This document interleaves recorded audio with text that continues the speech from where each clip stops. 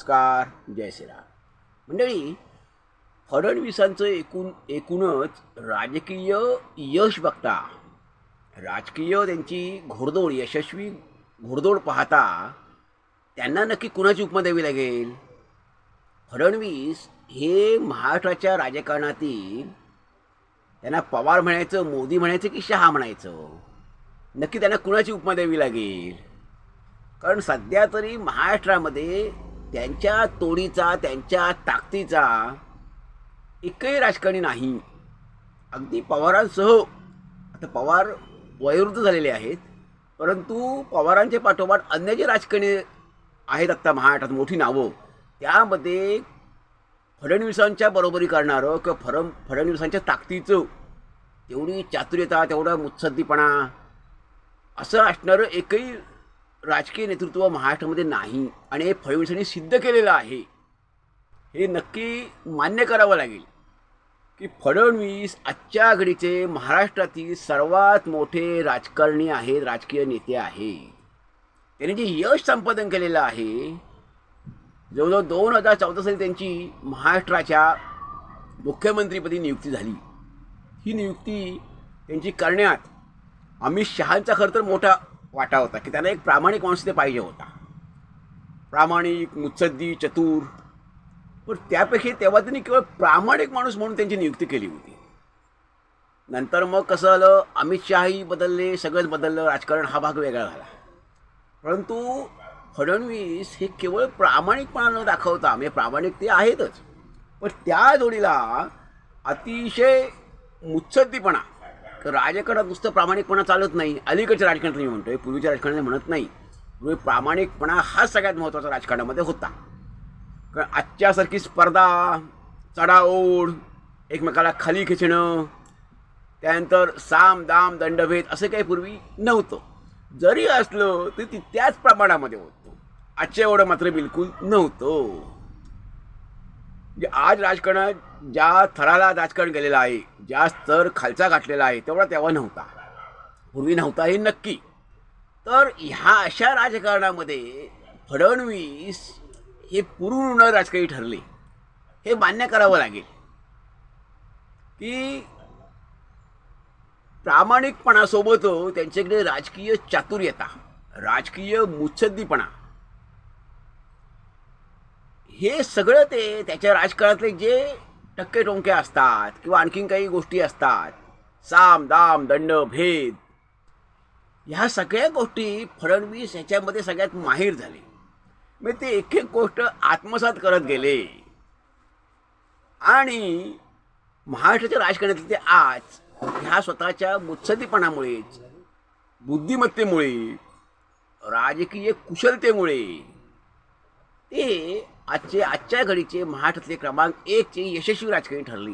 की कोणतीही निवडणूक असो, फडणवीस यशस्वी होतात. विधान परिषद असो, विधानसभा असो. समजा लोकसभेला पराभव झाला तेव्हा ते मुख्यमंत्री नव्हते, परंतु पराभव झाला म्हणजे जागा महाराष्ट्रात कमी आल्या, पण त्यातून धडा घेऊन फडणवीसांनी विधानसभेला लगेच अशी रणनीती आखली आणि त्यात त्यांनी न भूतो असं यश प्राप्त केलं.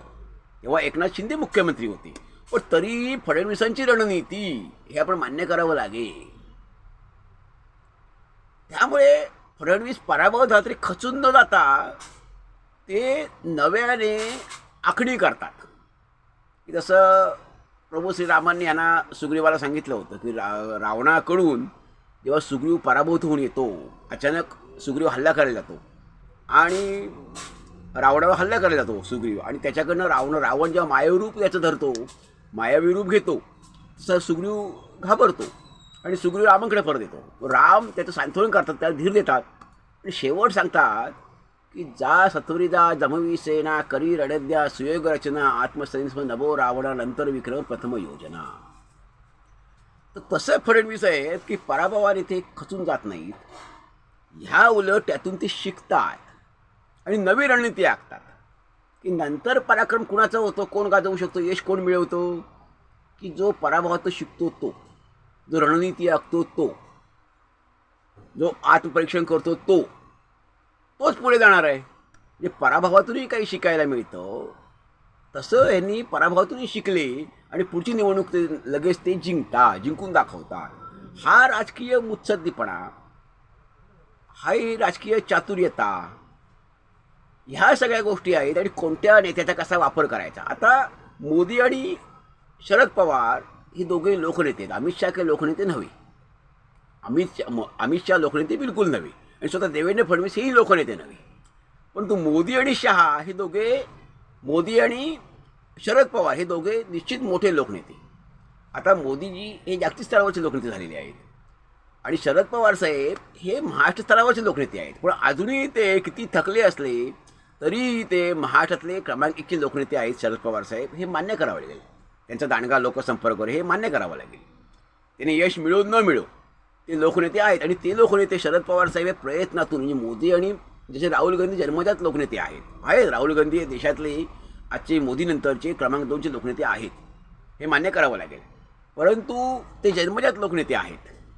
परंतु मोदी आणि शरद पवार साहेब हे प्रयत्नातून, कष्टातून, स्वकष्टातून, जनसंपर्कातून, प्रवासातून लोकनेते म्हणून उदयाला आलेले आहेत आणि लोकनेते म्हणून मोठे झालेले आहेत. तसे लोकनेते काही फडणवीस नाही आहेत.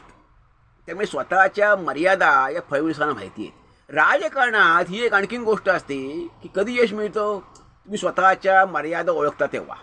तुम्हाला स्वतःच्या मर्यादा ओळखता याव्या लागतात. आणि फडणवीसांनी अनेकदा सांगितलेलं आहे की मला माझ्या मर्यादा माहिती आहे. त्यांना अनेकदा पत्रकारांनी प्रश्न विचारला की पंतप्रधानपदी तुम्ही स्वतः दावेदार आहात का. त्यांनी सांगितलं मला माझ्या मर्यादा माहिती आहे, मी मोदींशी स्वतःची तुलना करत नाही. आणि ही खरी गोष्ट आहे की मोदींशी तुलना ही फडणवीसांची होणार नाही. आणि फडणवीसांना माहिती आहे, ते मान्य करतात स्वतःही. ह्यातच त्यांचं भविष्यातलं यश, उज्ज्वल यश हे दडलेलं आहे की माणसाला स्वतःच्या मर्यादा माहीत असाव्या लागतात. मग काय त्यांचं यशाचे गमक आहे की ते लोकनेते नाही आहेत, हे त्यांना माहिती आहे की पवार आणि मोदींसारखे ते लोकनेते नाही आहेत. परंतु अनेक छोटे मोठे लोकनेते, म्हणजे जिल्हा स्तरावरचे लोकनेते, तालुका स्तरावरचे लोकनेते, त्यांना त्यांनी हाताशी धरलेलं आहे. त्यांनी आपल्या राजकीय मुत्सद्दीपणामुळे, राजकीय कौशल्य, कसब आणि स्वभाव, मैत्री ह्या जोरावर त्यांनी ह्या जिल्हा पातळीवरच्या, तालुका पातळीवरच्या लोकनेत्यांना घट्ट पकडून ठेवलेलं आहे. त्यांच्या हाताशी ते आहे. ते त्यांच्या अनेक वाईट गोष्टींकडे किंवा कुठल्याही अशा नेत्यांच्या कुठल्या दुर्गुणांकडे हे दुर्लक्ष करतात. फडणवीस सोयीने, हुशारीने दुर्लक्ष करतात. त्यांना दुखवत नाहीत. पण त्यांना माहिती आहे की जिल्हा पातळी, एकूणच महाराष्ट्रामध्ये असे अनेक 100-125 आपल्या लोकनेत्यांची गरज लागणार आहे. अशी जिल्हा पातळीवरच्या, तालुका पातळीवरच्या 100-200 असे मोठे लोकनेते, जिल्हा पातळीवरचे छोटे लोकनेते, जिल्हा पातळीवरचे, तालुका पातळीवरचे संघटक, हे असे आपल्याला अनेक जाती समूह, त्यांचे नेते हे असेच यश मिळण्यासाठी उपयुक्त आपल्याला ठरणार आहेत. मग ते त्यांनी हाताशी बाळगलेले आहेत आणि त्यांना ते खुश ठेवतात. खुश ठेवण्याचे अनेक मार्ग असतात. विधान परिषदेची उमेदवारी देऊन, जिल्हा परिषदेची काही उमेदवारी किंवा पदं देऊन, त्यानंतर सत्तेची गाजर दाखवून, हे पण मान्य करावं लागेल आपण. परंतु त्यांचं कसब हे आहे की ह्या सगळ्यांना, गोपीचंद पडळकरांपासून सदाभाऊ खोतांपासून ते अगदी रणजितसिंह मोहिते पाटील एवढं मध्ये सगळं प्रकरण घडलं. पक्षावर नाराज ते होते, पक्षांच्या नाराज होता, पण तरी रणजितसिंह मोहिते पाटलांना फडणवीसांनी पक्षातून काढून टाकलं नाही.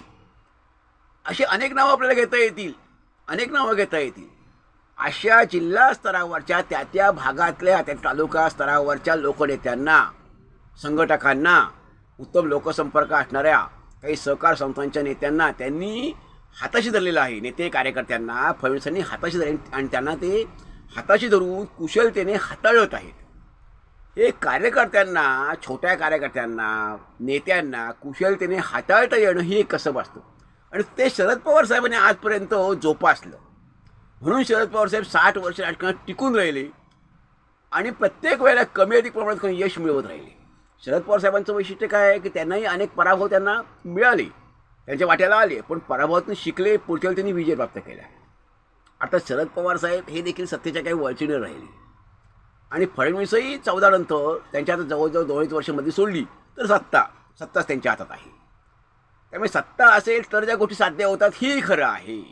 आणि मोठा लोकनेता असतो त्याला सत्ता असो नसो त्याला फरक पडत नाही, कारण तो अनभिषिक्त सम्राट असतो, जनतेच्या हृदयावर तो राज्य करत असतो, त्याला एक कशाची फारशी गरज नसते.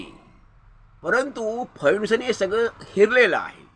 त्यामुळे स्वतःच्या मर्यादेची त्यांना जाणीव आहे.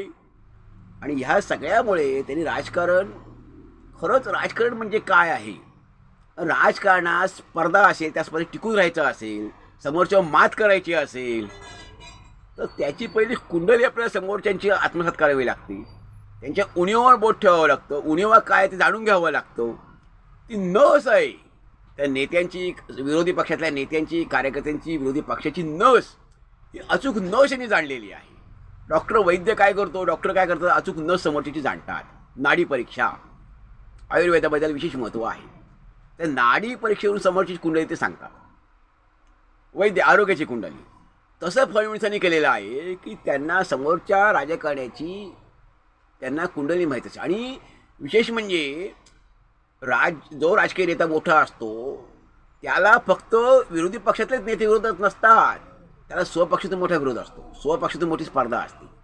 कारण बाकीचे नेते काही राजकारणात काय टाळपिटाळ आलेले नसतात, सनसगेर आलेले नसतात, त्यामुळे त्यांनाही पुढे जायचं असतं.